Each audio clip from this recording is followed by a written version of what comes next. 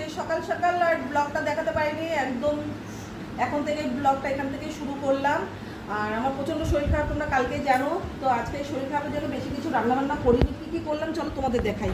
ভাতও বেড়ে নিয়েছি, গরম গরম ভাত করেছি। এই যে দাদাভাইয়ের ভাত, এই যে আমার ভাত।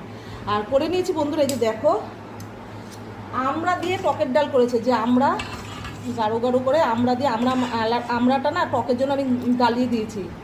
তো ভাত হলো, গরম গরম মাছ ভাজা আছে, আর এটা আছে রসুন পেঁয়াজ দিয়ে সজনের শাক ভাজা, আর মাছ ভাজার ডাল। আর দেখো এক কথা আমি দুবার করে বলছি, আর লঙ্কা ভেজে নিয়েছি, শুকনো লঙ্কা সরষের তেলে ভেজে নিয়েছি, আলুর চোখা করব।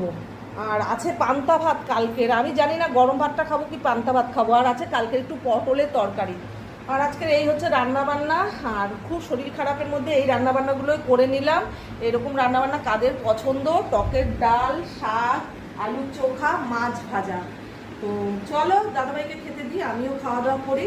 আর ভিডিওটা ভালো লাগলে আর এইরকম রেসিপি কাদের কাদের পছন্দ কমেন্ট করে কিন্তু কমেন্ট করতে ভুলো না। কথা বলতে হচ্ছে ভীষণ খিদে পেয়ে গেছে। তো চলো দাদাভাই ভাতটা দিই, আর এই যে আলু চোখাটা মেখে নিই। এইভাবে হাতা দিয়ে ঘুটে ঘুটে ঘুটে ঘুটে ভাতের ভিতরে আলু দিয়েছিলাম। তো আমার এরকম ছোটো ছোটো ভিডিওগুলো তোমাদের কেমন লাগে? আমার এই ছোটো ভিডিওগুলো যদি তোমাদের ভালো লাগে, তোমরা যদি কমেন্ট করো বেশি, তো অবশ্যই এরকম ভিডিও আমি তোমাদের জন্যই বানাবো। তো চলো টাটা।